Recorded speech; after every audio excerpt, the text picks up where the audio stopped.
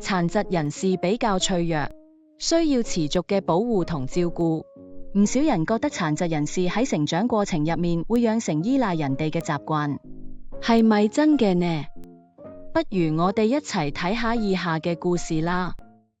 Crystal 係一位 ADHD 患者，呢種病又稱為專注力不足過度活躍症。好多時 Crystal 因為反應慢，跟唔到同事嘅工作節奏而俾人誤會。通常人哋以為 Crystal 細個時喺一個充滿善意同支持嘅環境中長大。我個女成日都唔記得帶嘢，我晚黑幫佢執好要帶嘅嘢，仲整咗個時間表俾佢，咁佢返學先可以好好讀書。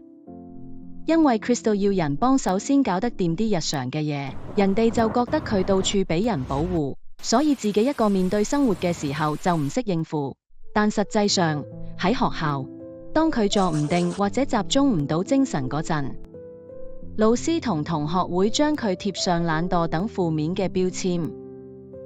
Crystal 有時一個人都會覺得孤單，想搵個人陪我玩下都冇。仲有啲親戚淨係覺得佢冇家教。侄女啊，呢啲功課都做得麻麻地喎。老師話佢課堂成日轉筆，集中唔到精神，唔知係咪我哋太寵壞佢呢？唔好咁講，佢可能要做啲動作先可以專注。問下醫生嘅意見可能會好啲。Crystal 同媽媽去睇醫生，佢哋講完 Crystal 嘅情況之後，醫生評估完確診佢有 ADHD， 醫生俾嘅建議包括定時食藥，同老師傾下請求教學上嘅支援，同埋請個臨床心理學家跟進下 Crystal。 醫生份報告交俾老師睇過之後，老師話可以提供嘅教學支援有限，我哋可以延長考試時間，等佢有足夠時間完成份卷。醫療報告裡面提到嘅提供視覺化教材，即係用圖像、圖表等視覺化方式嚟幫助理解同學習嘅教材。老師人手真係唔夠，冇辦法再幫個別同學改教材，而且每個老師都有自己嘅教學風格，呢方面都係要靠學生自己努力。Crystal 靠食藥治療，至於為 Crystal 請臨床心理學家，屋企都負擔唔起長期嘅諮詢費用。Crystal 好大程度上要靠自己應付呢啲挑戰，佢自學咗應對策略，用創意方法溫習功課，同埋努力面對被誤解同批評帶嚟嘅持續情感創傷。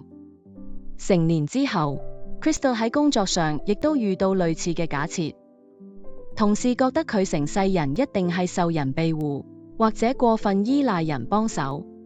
尤其係 Crystal 跟唔上同事做嘢嘅節奏嗰陣。咦，頭先 Coco 講到邊度啊？記完呢份之後，跟住就係，咦，點解 Crystal 你又停咗啊？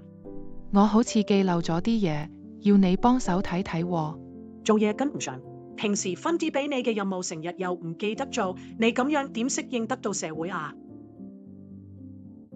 今個星期嘅工作狀況大概就係咁。另外，想問一問老細，呢個 Crystal 係咩情況啊？我明白佢反應可能有啲慢，但係坦白講，佢嘅效率真係一般。佢係患有 ADHD 㗎，有呢種病嘅人注意力啲，而且確會差啲。可能佢細個俾人保護得太好，工作上適應能力都冇咁快，多啲體諒佢啦。佢哋冇諗到嘅係，喺冇足夠支援嘅情況下，佢用咗幾年時間自學組織技能，例如公司傳統嘅待辦事項清單，咁樣嘅時間規劃工具，冇根據預定完成日期排序，對於患有 ADHD 嘅佢嚟講難以處理。於是佢整咗個顏色編碼系統同金特圖，用嚟跟住啲任務，同埋用唔同顏色幫佢分類啲任務嘅重要性，跟住時間線去追蹤每項任務嘅開始同完成時間。雖然佢真係需要一啲特別嘅安排，或者靠自己花更多嘅時間去管理任務嘅先後次序，但多年以嚟，佢慢慢適應緊呢個同一般人腦部運作格格不入嘅世界，揾到自己嘅生存之道。過咗一段時間後，公司請咗另一位同樣患有 ADHD 嘅高級經理，佢先至真正揾到轉變嘅機會。呢位新同事唔單止了解 Crystal 嘅經歷，仲花時間同佢嘅主管分享埋自己嘅見解。透過呢啲對話，佢嘅主管開始意識到無意識嘅偏見影響咗佢嘅睇法，令到 Crystal 冇得到應有嘅支援。於是主管做咗啲有意義嘅改變，包括要求同事一齊用專業嘅專案管理工具金特圖加入新工作，並與 Crystal 商討點樣用唔同嘅顏色幫佢更有效咁按時處理工作。得到同事嘅理解同認可， Crystal 覺得自己充滿力量，工作效率大大提升。Crystal 嘅故事暫時睇到呢度，請大家諗一諗，有啲人覺得殘疾人士已經有足夠嘅支援，同埋喺高度保護嘅環境中成長。其實好多殘疾人士由細到大都面臨被排斥同孤立嘅情況，並唔係個個都完全明白殘疾人士嘅需要。喺支援唔足夠嘅情況下，佢哋成日都要自己一個面對同克服多重障礙。殘疾人士喺成長過程中，或多或少會建立一啲有效嘅應對策略，形成咗自己獨特嘅優勢。如果得到適當嘅支持，呢啲優勢可以進一步發展，令佢哋可以更加好咁發揮自己嘅能力。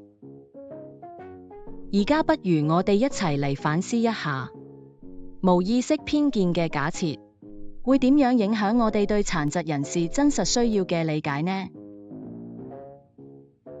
我哋又會唔會因為呢啲常見嘅假設而影響到殘疾人士嘅工作體驗同效率呢？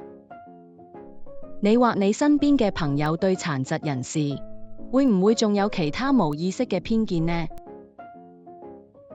我哋應該點樣去消除呢啲無意識嘅偏見呢？請喺評論區同我哋分享你嘅睇法同經歷，同我哋一齊探討，一齊支持彼此。